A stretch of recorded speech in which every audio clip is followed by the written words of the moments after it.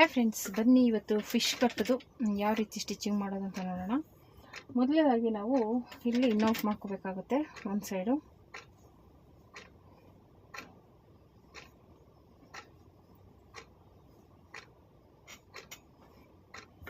ನೋಡಿ ಈ ರೀತಿ ಇಟ್ಕೊಳ್ಳಿ. ಎರಡೂ ಆಪೋಸಿಟಾಗಿ ಇಟ್ಕೋಬೇಕು. ನೋಡಿ ಸೀದಾ ಇಲ್ಲೇ ಹೀಗೆ ಈ ಕಡೆ ಈ ರೀತಿ ಬರಬೇಕು.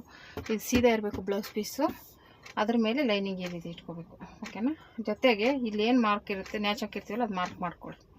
ಓಕೆನಾ. ಯಾಕೆಂದರೆ ಅದು ನಮ್ಮ ಮಾರ್ಕು ನೆಕ್ಸ್ಟು ಮಾರ್ಕ್ ನೋಡಿಕೊಂಡು ಇದು ಮಾಡೋಕ್ಕೆ ಬೇಕಾಗುತ್ತೆ. ಓಕೆನಾ. ಅದು ಎಲ್ಲಿ ನ್ಯಾಚ್ ಹಾಕಿರ್ತೀವಿ ಅದು ಮಾರ್ಕ್ ಮಾಡ್ಕೊಳ್ಳಿ. ಈ ಸೈಡ್ಗೆ ಇಡೋಣ. ಇವಾಗ ಇಲ್ಲಿಂದ ನೀಟಾಗಿ ಸ್ಟಿಚ್ ಮಾಡ್ಕೋಬೇಕು.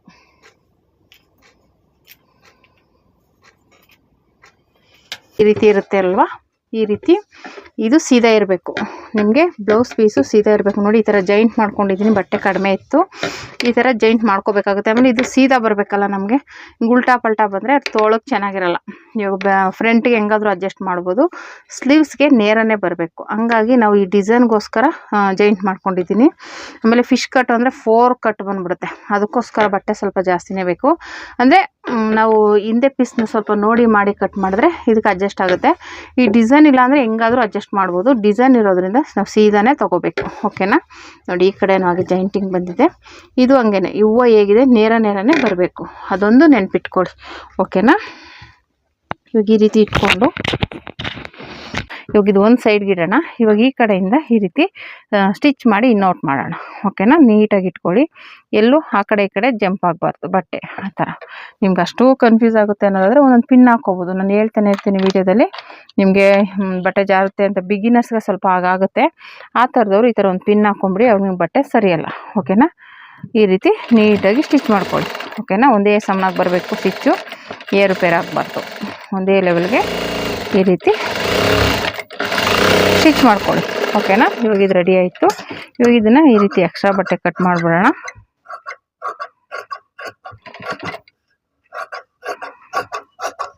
ಆಯಿತು. ಈಗ ಇಲ್ಲಿ ಕರೆಕ್ಟಾಗಿ ಇಲ್ಲಿ ನ್ಯಾಚ್ ಹಾಕ್ಕೊಂಡಿರ್ತೀವಲ್ಲ, ಇದು ಮಾರ್ಕ್ ಮಾಡ್ಕೊಳ್ಳಿ. ಇದು ಮಾರ್ಕ್ ಇರುತ್ತಲ್ಲ, ಅಲ್ಲಿ ನ್ಯಾಚ್ ಹಾಕಿರ್ತೀವಲ್ಲ ಅದನ್ನು ನ್ಯಾಚ್ ಅದೇ ರೀತಿ ಮಾರ್ಕ್ ಮಾಡಿ ಈ ಥರ ಕ್ರಾಸಾಗಿ ಒಂದೊಂದು ನ್ಯಾಚ್ ಹಾಕ್ಕೊಳ್ಳಿ. ಓಕೆನಾ. ಇದಾಯಿತು. ಇವಾಗ ಏನಪ್ಪ ಮಾಡಬೇಕು, ಇದು ತೆಗೆದುಬಿಟ್ಟು ಸ್ಟಿಚ್ ಹಾಕೊಂಬಿಡಿ, ನಿಮಗೆ ನೀಟಾಗಿ ಕುತ್ಕೊಳ್ಳುತ್ತೆ. ಓಕೆನಾ. ಯಾಕೆಂದರೆ ಈ ಥರ ಹಾಕ್ಕೊಳ್ಳೋದ್ರಿಂದ ಈ ರೀತಿ ನಿಮ್ಗೇನಾದರೂ ಇದು ಬೇಕು ಅಂದರೆ ಒಂಚೂರು ದೊಡ್ಡ ಹೊಲಿಗೆ ಮಾಡ್ಕೊಳ್ಳಿ, ಅವಾಗ ಇನ್ನೂ ಬೇಗ ಹಾಕುತ್ತೆ. ಓಕೆನಾ. ಈ ರೀತಿ ಇಟ್ಕೊಂಡು ಇದು ಒಂದು ಸೈಡ್ಗೆ ಬರಬೇಕು, ಲೈನಿಂಗ್ ಕಡೆ ಬರಬೇಕು. ಅಲ್ಲಿ ಒಳಗಡೆ ಸ್ಟಿಚ್ ಮಾಡಿರೋ ಬಟ್ಟೆ ಇದು ಈ ಕಡೆದು, ಇದು ಲೈನಿಂಗ್ ಕಡೆ ಬರಬೇಕು. ಅದೊಂದು ನೆನ್ಪಿಟ್ಕೊಂಡು ನೋಡ್ಕೊಳ್ಳಿ. ಹಿಂಗೆ ತಿರುಗಿಸ್ಕೊಂಡು ನೋಡ್ಕೋಬೇಕು ನೀವು, ಲೈನಿಂಗ್ ಕಡೆನೇ ಬರಬೇಕದು. ಓಕೆನಾ. ಈ ರೀತಿ ನಾನು ಇಲ್ಲಿ ತೋರಿಸ್ತಾ ಇದ್ದೀನಲ್ಲ,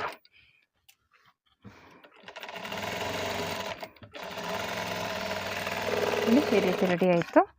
ಈಗ ಇದನ್ನು ಹಿಂಗೆ ತಿರುಗಿಸ್ಕೊಳ್ಳಿ. ಈಗ ನೀವು ಸ್ಟಿಚ್ ಹಾಕಿರೋದ್ರಿಂದ ಇದೇನೂ ಆಗೋಲ್ಲ, ನೀಟಾಗಿ ಕೂತ್ಕೊಳ್ಳುತ್ತೆ. ನೋಡಿ ಈ ರೀತಿ ಏನು ಜಾಸ್ತಿ ಎಳೆಯೋಷ್ಟೇ ಇರೋಲ್ಲ, ಆಲ್ರೆಡಿ ಸ್ಟಿಚಿಂಗ್ ಹಾಕಿರ್ತೀವಲ್ಲ ಪಾಯಿಂಟ್ ಒಳಗೆ, ನೀಟಾಗಿ ಕೂತ್ಕೊಳ್ಳುತ್ತೆ. ಓಕೆನಾ. ಈ ರೀತಿ ಮತ್ತೆ ಸ್ಟಿಚ್ ಹಾಕ್ಕೊಳ್ಳಿ.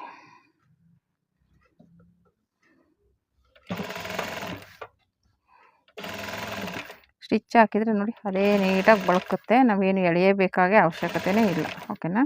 ನೋಡಿ ಇಷ್ಟೇ, ಆಲ್ರೆಡಿ ಕೆಳಗಡೆ ಸ್ಟಿಚ್ ಹಾಕಿರೋದ್ರಿಂದ ಬಟ್ಟೆ ನೀಟಾಗಿ ಅದೇ ಕೂತ್ಕೊಳ್ಳುತ್ತೆ. ಈ ರೀತಿ ಆಯಿತು. ಇವಾಗ ಇದನ್ನು ಹಿಂಗೆ ತಿರುಗಿಸ್ಬಿಟ್ಟು ನೀಟಾಗಿ ಇವಾಗ ಈ ಕಡೆಯಿಂದ ಸ್ಟಿಚ್ ಹಾಕ್ಕೊಳ್ಳೋಣ.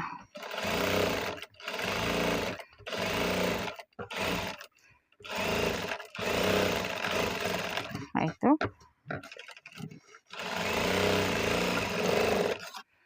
ಮತ್ತು ಈ ಕಡೆಯಿಂದ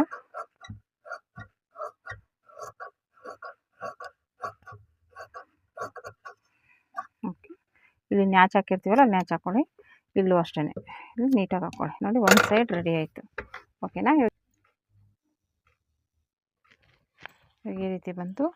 ಇವಾಗ ಆಲ್ರೆಡಿ ನಾನು ಒಂದು ಸೈಡ್ ತೋರಿಸ್ತೀನಿ, ಈ ರೀತಿ ಇದೆ. ಓಕೆನಾ. ಇಲ್ಲಿ ಶೇಪ್ ಬರುತ್ತೆ. ಇವಾಗ ಇದನ್ನು ಈ ರೀತಿ ಇಟ್ಕೋತೀನಿ. ಇವಾಗ ಇದು ಮೇಲೆ ಬರಬೇಕು, ಇದು ಈ ಥರ ಬರಬೇಕು. ಓಕೆನಾ. ಇಲ್ಲಿ ಶೇಪ್ ಬರುತ್ತೆ ಈ ಕಡೆ, ಅದಕ್ಕೆ ಮಾರ್ಕ್ ಮಾಡಿರೋದು ಈ ರೀತಿ ಬರುತ್ತೆ. ಓಕೆನಾ. ಈ ರೀತಿ ಮಾಡ್ಕೋಬೇಕಾಗತ್ತೆ ಹಿಂಗೆ. ಇವಾಗ ಇದು ಸ್ಟಿಚ್ ಮಾಡ್ಕೊಂಬಿಡೋಣ. ಫಸ್ಟ್ ಇಲ್ಲಿ ಮೇಲ್ಗಡೆ ನ್ಯಾಚ್ ಟು ನ್ಯಾಚ್ ಮ್ಯಾಚ್ ಮಾಡ್ಕೊಳ್ಳಿ. ಆಮೇಲೆ ಈ ಕಡೆಯಿಂದ ಕರೆಕ್ಟಾಗಿ ಇಟ್ಕೊಂಡ್ಬಿಟ್ಟು ಇಲ್ಲಿಂದ ಒಂದು ಸ್ಟಿಚ್ ಹಾಕ್ಕೊಬೇಕು. ಇಲ್ಲಿ 2 ಇಲ್ಲಿ ಮಾರ್ಕ್ ಮಾಡಿದ್ವಲ್ಲ ಅದು ಕರೆಕ್ಟಾಗಿದೆ ಅಂತ ಸ್ವಲ್ಪ ಚೆಕ್ ಮಾಡ್ಕೊಳ್ಳಿ. ಕರೆಕ್ಟಾಗಿದ್ದರೆ ಸರಿ. ಅದಕ್ಕಿಷ್ಟೇ. ಮತ್ತು ಇವಾಗ ಈ ಕಡೆಯಿಂದ ಒಂದು ಸ್ಟಿಚ್ ಹಾಕ್ಕೊಳ್ಳಿ. ಈ ಕಡೆ ಈ ಪೀಸು ಈ ಥರ ಇಷ್ಟೇ. ಇದು ರೆಡಿ ಆಯಿತು. ಓಕೆ, ಈಗ ಇದಕ್ಕೆ ಲೇಸ್ ಕೊಡಬೇಕು. ಲೇಸ್ ಅಂದರೆ ಬಾರ್ಡ್ರು ಇದರಲ್ಲೇ ಉಳಿದಿರೋ ಬಾರ್ಡ್ರು ಇದನ್ನೇ ಕೊಡ್ತೀನಿ. ಓಕೆನಾ, ಈ ರೀತಿ ಬರುತ್ತೆ. ಇದಕ್ಕೆ ಯಾವ ಕಡೆ ಕೊಟ್ಟಿದ್ದೀವಿ ನೋಡ್ಕೋಬೇಕು. ಈ ಕಡೆಗೆ ಬರುತ್ತೆ, ಹಿಂಗೆ ಬರಬೇಕು ಇದು. ಓಕೆನಾ, ಇದು ಹಿಂಗೆ ಬರಬೇಕು ಅಂದರೆ ಸ್ವಲ್ಪ ಇದನ್ನು ನರಿಗೆ ಥರ ಮಾಡ್ಕೋಬೇಕಾಗುತ್ತೆ. ಏನಕ್ಕಪ್ಪ ಇದು ಅಂದರೆ ಅಲ್ಲಿ ಕ್ರಾಸಲ್ಲೆಲ್ಲ ತಿರುಗ್ಸೋಕ್ಕಾಗಲ್ವಲ್ಲ, ಅದಕ್ಕೋಸ್ಕರ ಈ ಥರ ಮಾಡ್ಕೊಳ್ಳೋದ್ರಿಂದ ಬಟ್ಟೆ ನೀಟಾಗಿ ಕುತ್ಕೊಳ್ಳುತ್ತೆ. ಓಕೆನಾ, ಆಯಿತು. ಇವಾಗ ಇದನ್ನು ಈ ರೀತಿ ಇಟ್ಕೋಬೇಕು. ಕರೆಕ್ಟಾಗಿ ಇಲ್ಲಿ ಇಟ್ಕೊಳ್ಳಿ. ಇದು ಕರೆಕ್ಟಾಗಿ ಇಟ್ಕೊಂಡು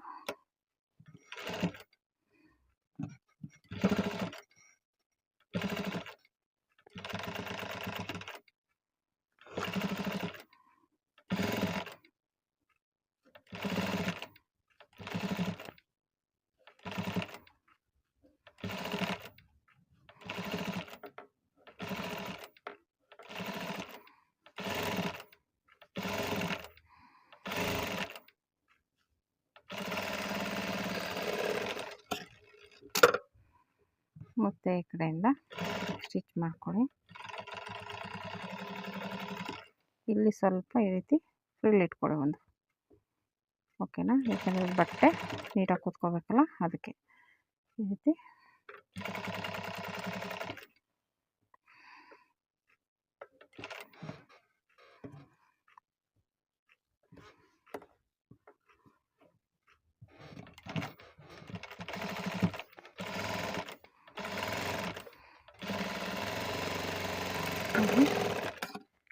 ಬಂತು. ಓಕೆನಾ, ಇವಾಗ ಇಲ್ಲಿ ಇದು ಸ್ಟಿಚ್ ಹಾಕಿದ್ದೀವಲ್ಲ, ಅದ್ರ ಮೇಲೆ ಸುಮ್ಮನೆ ಒಂದು ಸ್ಟಿಚ್ ಹಾಕೊಂಬಿಡಿ. ಅದು ಹಾಗೇ ಸ್ಟಿಚ್ ಆಗಿಬಿಡುತ್ತೆ. ಓಕೆನಾ,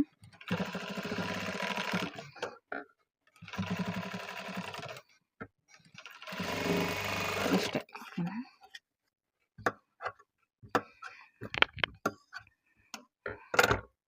ಈ ರೀತಿ ಫಿಶ್ ಕಟ್ಗೆ ಇಲ್ಲಿ ನೀವು ನಾನು ಹೇಳ್ದಂಗೆ ಇಲ್ಲಿ ಪೋಟ್ಲಿ ಬಟನ್ ಕೊಡ್ಬೋದು, ಪೈಪಿಂಗ್ ಕೊಡ್ಬೋದು, ನಿಮಗೆ ಏನು ಇಷ್ಟನೋ ಅದು ಕೊಟ್ಕೋಬೋದು. ನಾನು ಲೇಸ್ ಇದು ಬಾರ್ಡ್ರ್ ಇತ್ತಲ್ಲ, ಈ ಬಾರ್ಡ್ರನ್ನೇ ಸ್ವಲ್ಪ ಕೊಟ್ಕೊಂಡಿದ್ದೀನಿ. ಓಕೆನಾ, ನೋಡಿ ಈ ಕಡೆ ಒಂದು ಸೈಡ್ ಬಂದಿದೆ, ಇನ್ನೊಂದು ಸೈಡ್ ಸಾಕಾಗಲಿಲ್ಲ, ಅದು ಹಿಂದೆ ಹೋಗುತ್ತೆ, ಇದು ಮುಂದೆ ಬರೋ ಥರ ನಾನು ಇಟ್ಕೊಂಡಿದ್ದೀನಿ.